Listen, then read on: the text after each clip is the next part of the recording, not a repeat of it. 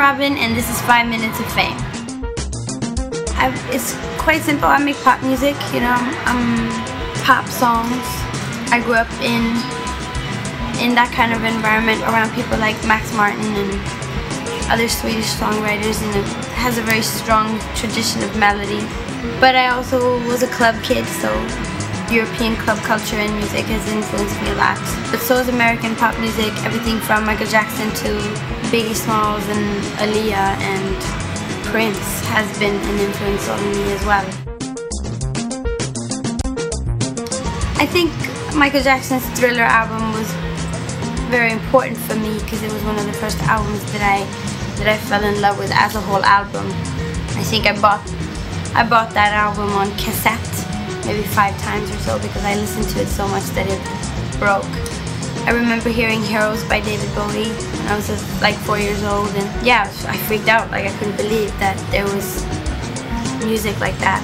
I think Prince's record Dirty Mind has influenced me just as much as his Thriller record in a way. Nana Cherry was a big influence on me when I was a teenager. She's Swedish as well, which was really special for me because she was not she was a different type of girl that I had been able to kind of connect to before. I could relate to her in a whole different way than I could to a lot of other Swedish musicians. It was like a start of a new period in music in Europe and in Sweden for sure. I think the longer album format is something I don't feel like artists themselves have actually developed that format. Albums used to be shorter. They used to be about 10 songs long, and I think most people were happy with that. You could release music quicker and more often. 15 really good songs, they take a while to make, so breaking up Body Talk into 3 parts was a way of you know, allowing myself to go back on tour quicker than I usually do, but also go back into the studio while touring and be able to do more of all the things I like to do. The plan is to keep releasing shorter albums so that I can have stuff out more regularly. I like to meet my audience. Touring is worth it because you get to see the crowd, you get to connect to them in a way you can't do you can't do it in any other way. And I get to play with my band and, you know, see the world. It's great. I think the first video I did for my last album, which was the first album I released on my record company, was an important video because it was the first video I did on my own with my friends. It's for a song called Konnichiwa Bitches, and it's a video that took a long time to make. We prepared it for about 6 months because we didn't have any money, so everybody had to do it for free. And the video idea is illustrating the lyrics with costumes. So I'm dressed up as a demolition machine, as a bee, as a teacher, and a bonbon, and a thief, and it's crazy. I don't know, it's like 25, 30 outfits. It would have to be James Brown's one-piece suit that says sex. I thought that was the best ever. I think it looked great on me. I'm Robyn, and I'm about to leave you guys, but please check me out on the Zune Marketplace.